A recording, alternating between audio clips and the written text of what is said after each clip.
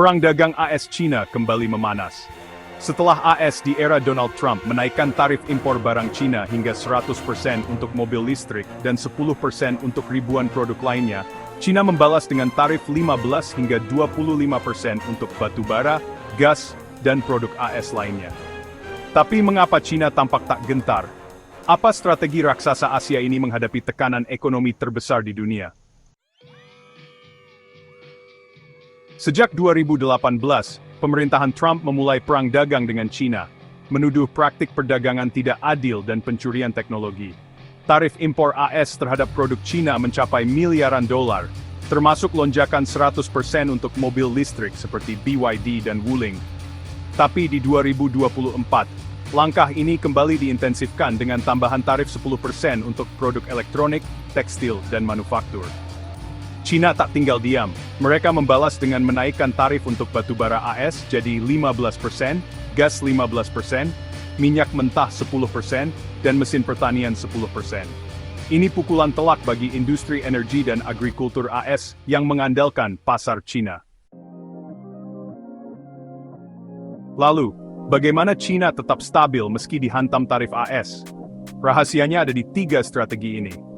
Populasi 1,4 miliar orang dan kelas menengah yang tumbuh pesat membuat China tak terlalu bergantung pada ekspor. Pada 2023, 60% pertumbuhan ekonomi China berasal dari konsumsi domestik.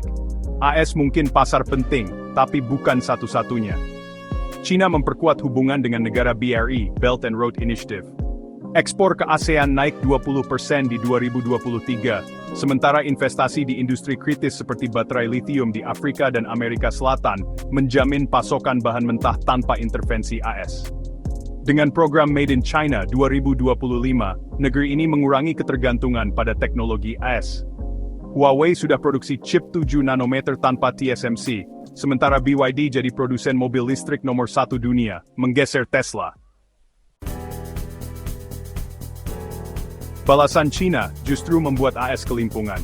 Sektor pertanian AS kehilangan pasar senilai 12 miliar dolar per tahun akibat tarif China. Harga kedelai AS anjlok 8%, dan ekspor LNG AS ke China turun 40% sejak 2023. Petani AS, kami butuh pasar China. Tanpa mereka, gudang kami penuh, tapi dompet kosong. Bukan cuma AS yang dirugikan, Uni Eropa dan ASEAN khawatir jadi korban collateral damage. Namun, banyak negara justru melihat peluang. Rusia kini ekspor gas lebih banyak ke China, sementara Brasil gantikan AS sebagai pemasok kedelai utama. AS meremehkan ketahanan China.